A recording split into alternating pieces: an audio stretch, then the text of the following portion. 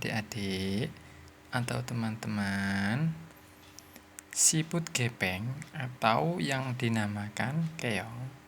Nah, ini kan adik-adik, mengapa keong membawa rumah di punggungnya? Kenapa yo? Kenapa? Kok nggak ditaruh rumah aja seperti kita ya? Dibawa aja kemana-mana. Ya, kenapa adik-adik? Nah, yuk kita baca ini ya.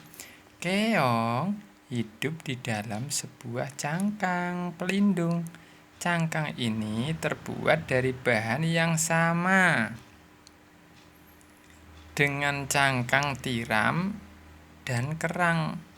Di dalamnya terdapat jantung. Nah, adik-adik, ini coba kita amati ya. Ini jantung keong ya. Terus terdapat juga paru-paru. Nah, ini termasuk adalah paru-paru keong. Dan semua organ penting lainnya. Jika cangkangnya retak, biasanya keong dapat menyambungnya. Nah, memang biasanya itu keong kalau ini retak sedikit dari dekat lubang keluar masuknya atau retak-retak sedikit gitu, keong bisa menyambung sendiri adik-adik atau teman-teman. Nah, jika cangkangnya pecah dan keong tidak dapat menyambungnya, biasanya binatang ini akan mati. Nah, adik-adik, kalau kedapatan keong gini, jangan dipukul ya atau dibanting.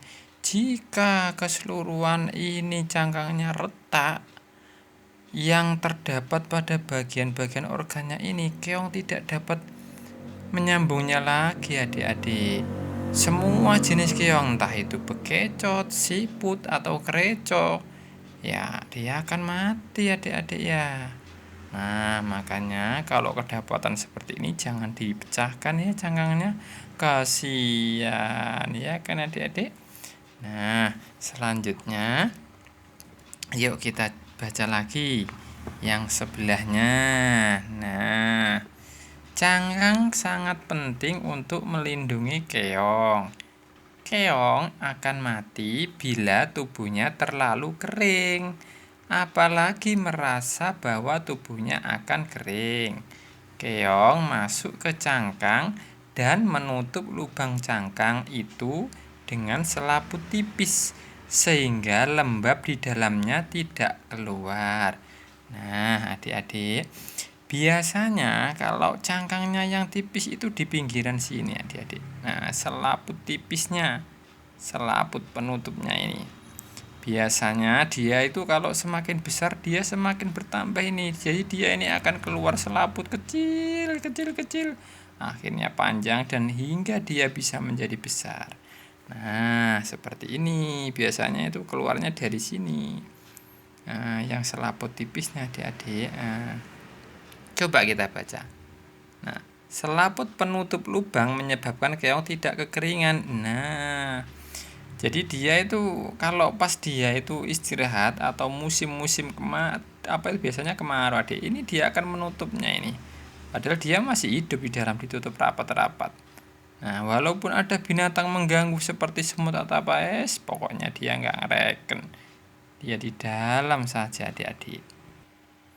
Nah, adik-adik, biasanya siput gepeng seperti ini atau keong, dia itu bentuknya cangkangnya spiral. Nah, ini bentuk spiral pada cangkang keong.